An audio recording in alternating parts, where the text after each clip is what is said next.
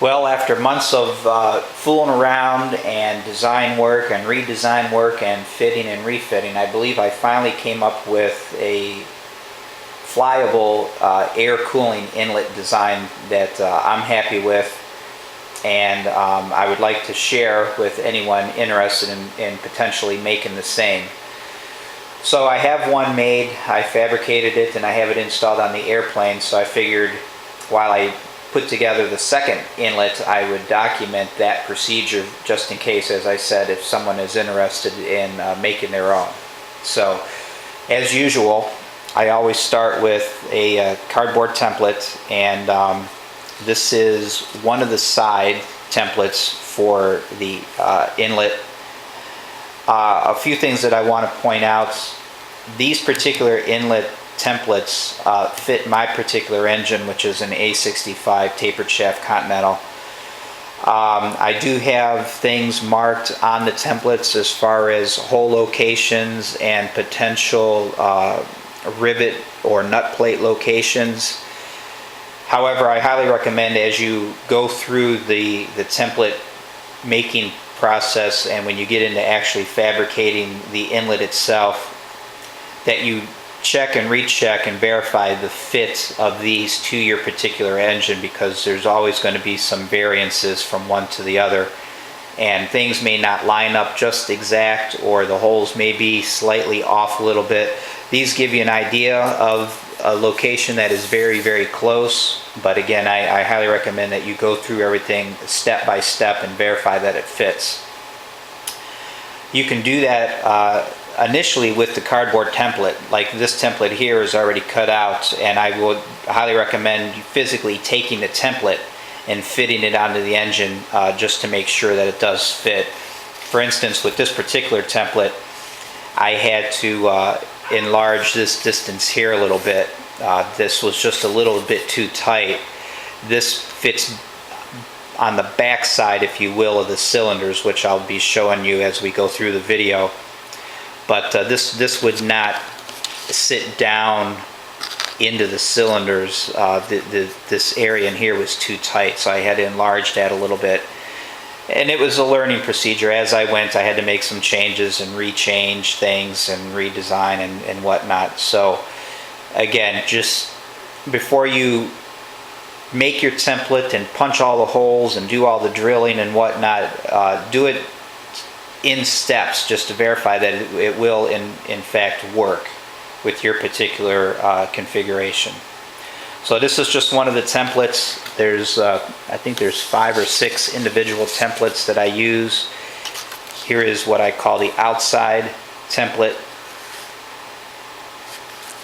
and then this is the front template here, and then this is the top template here, which is the biggest piece. This is for the top cover of the air inlet, and then this is an internal baffle. This goes between the cylinders, and again, this will all make sense as we get into it here. So those are the templates, and then again, as usual, I'm going to grab this other one for now. You take the template and you lay it out on your aluminum. And what I like to do when I deal with actually tracing the template onto my metal is I'll tape the template in place with masking tape.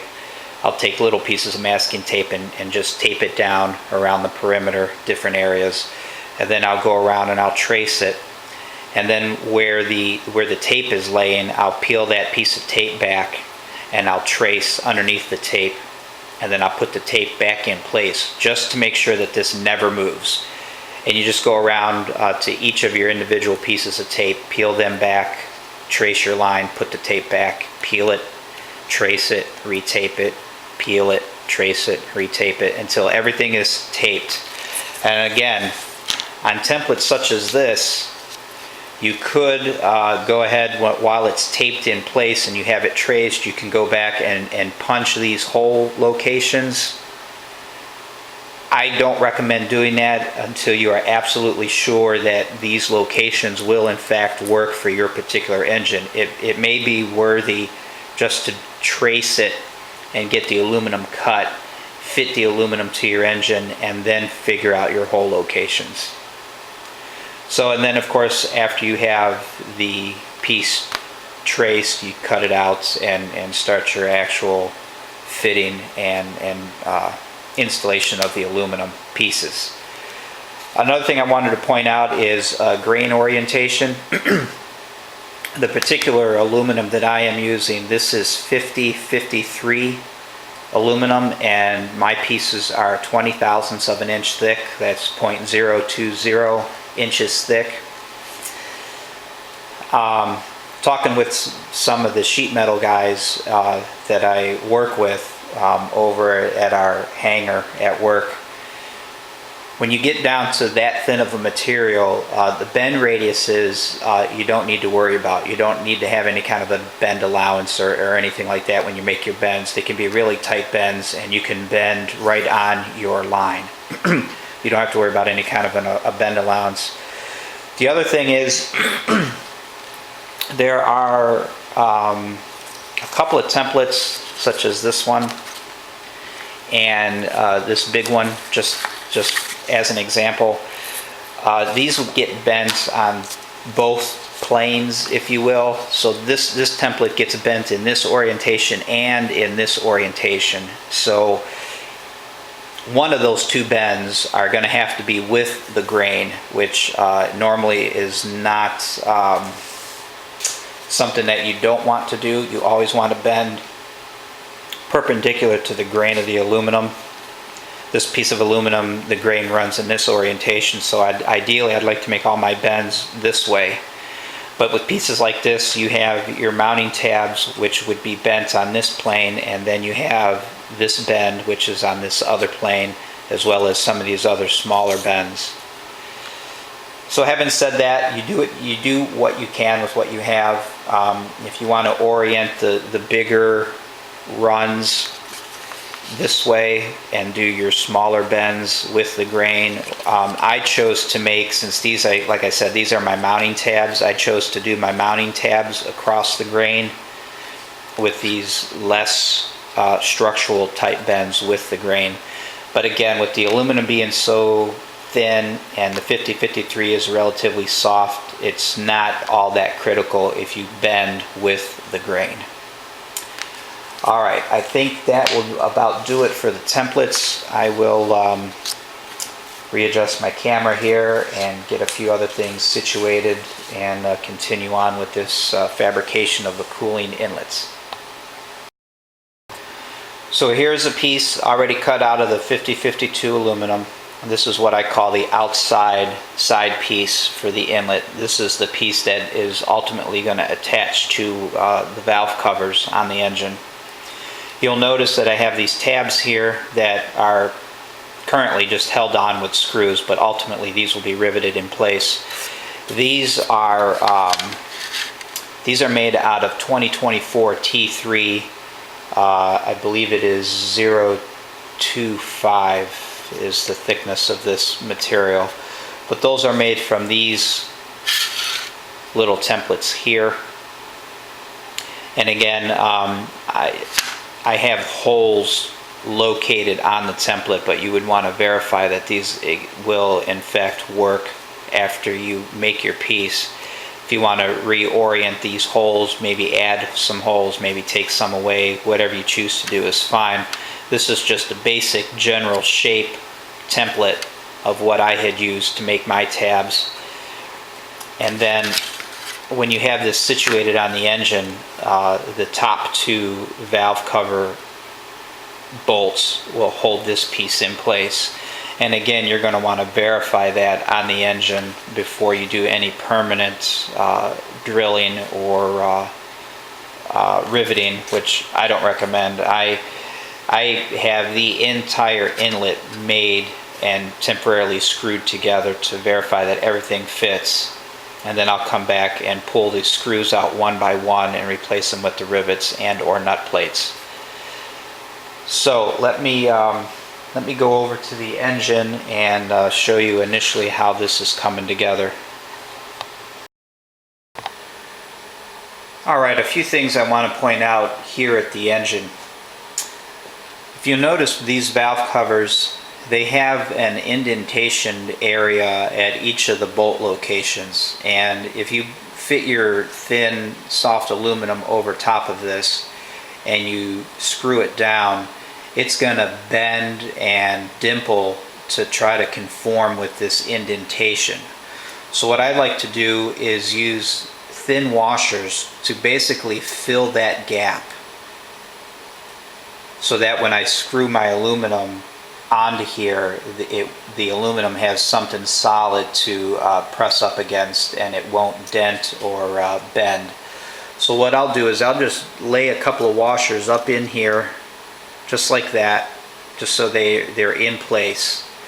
And then when I come with my aluminum, I'm grabbing a couple of tools here off camera. Okay. So now with my aluminum piece, I can try to fit it here. And you can see that the washers are now trapped behind there. And then I have my screw. I'm trying to do all this one-handed and not bump the camera. I can just fit this in here. And I'll temporarily run the screw into place, such as that. And I'll grab the other one real quick. And this one will go in here, just like that. And I see now I can run these all the way down, and with that washer being in the back, they're nice and solid. They're not trying to bend and conform into that recessed area. So there it is. This is the outside side of the inlet. You'll note that the cutout is relatively tight in relation to the valve cover, as tight as I can get it, and still be able to get these screws out without interfering with the inlet itself. If this piece of aluminum here was any wider, it would interfere with these screw heads, which I did not want. So this is about as tight as you can get these openings without interfering with anything else as far as the screws that hold the valve covers in place.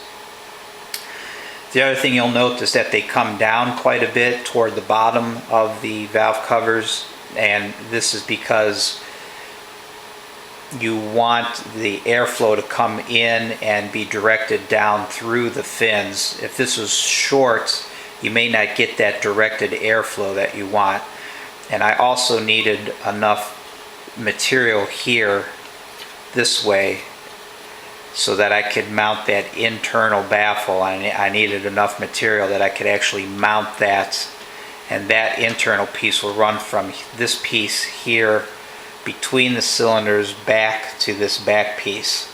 And again, this will all make sense as it comes together, but for now I just wanted to give you a view of this side piece with its tabs temporarily screwed on, temporarily mounted to the engine with these thin washers back behind it, and just give you that overview shot. Okay, so that's the side piece, this particular side piece. From here I fabricate the back piece, and I will cover that next. Here is the backside baffle, or if you want to call it the inside baffle piece. You can see that this piece is still in work. I just have the slits cut out to get it to fit between the cylinders. There are no other cutouts or holes or anything of that nature yet on this piece. I'm just doing the initial fit up at the moment. This piece ultimately is going to mount to the cylinder mounting studs, and they will be mounted directly on top of the mounting nut for the cylinder. This particular piece will be held on in these locations with PAL nuts. You do not want to stick the thin aluminum behind the nuts that hold the cylinders in place, because there's a potential for the nuts to loosen, and you'll end up losing a cylinder, or at least you'll be losing your compression through this seal. So have your cylinders mounted the way that they need to be mounted, and then your aluminum baffle plate will just get mounted over top of the studs using pal nuts. But these then just fit down between here like you see, and they rest directly on the cylinder itself. You can hear that they're resting right on the cylinder. I'll get another shot here in a moment with the camera. In between here you can see just what the fit is like. You want a nice tight fit, because any kind of an air gap is going to decrease your cooling efficiency, because you'll have air escaping through those gaps as opposed to blowing through your cooling fins. So there's a little bit of play here. You don't want it to be so tight that as things heat up and expand that it binds, but you want to keep a nice tight fit so that the air has nowhere to escape. So from this point, what I had done initially when I made the cardboard templates, I would fit the template in here just as I did the aluminum.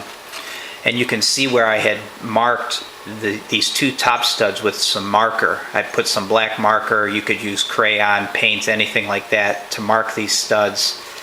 You put your piece of aluminum in place, and then you push it up against those studs to transfer that color to your template on the back side. And then you could use that as a reference as to mark the hole locations for these two studs, and then you could measure off of that to get your other two, which is basically what I had done when I made the cardboard template. I actually have a cylinder that's not mounted to the engine from one of my other engines, and that's basically what I had done. I had fitted the aluminum template, and I used some transfer punches in the holes for the cylinder, and I put my template down and I transfer the holes directly to it. But again, that's how I have my template. That's how I came up with the hole locations for the template. That's how I'll be punching these holes, which I already have marked. But again, you want to verify that the hole locations on the templates will in fact fit your particular engine and your particular application.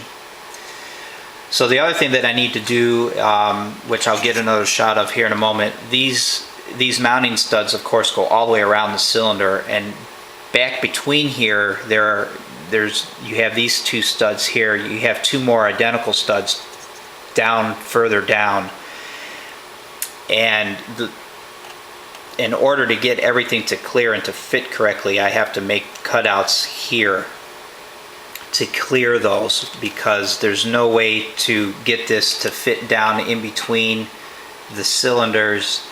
There's no way to get your hand up underneath the cylinders to attach those pal nuts. So I've made cutouts for those to clear all together, but I still need to maintain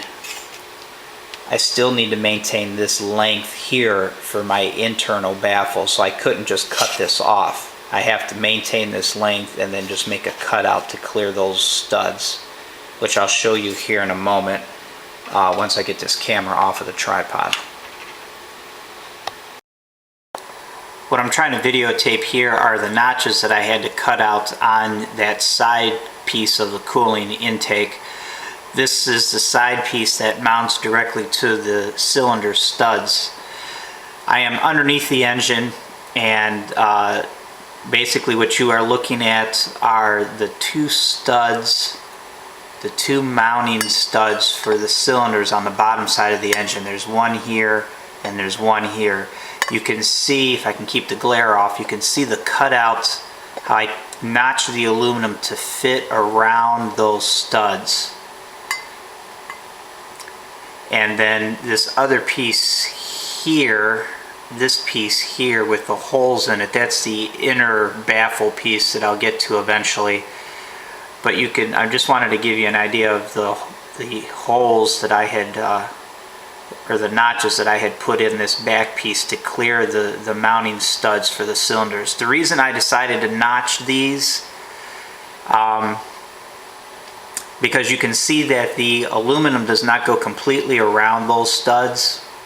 So if you were to put if you were to try to use these as attaching points, the PAL nut wouldn't have a solid piece of aluminum to screw up against because the aluminum doesn't go around the stud completely.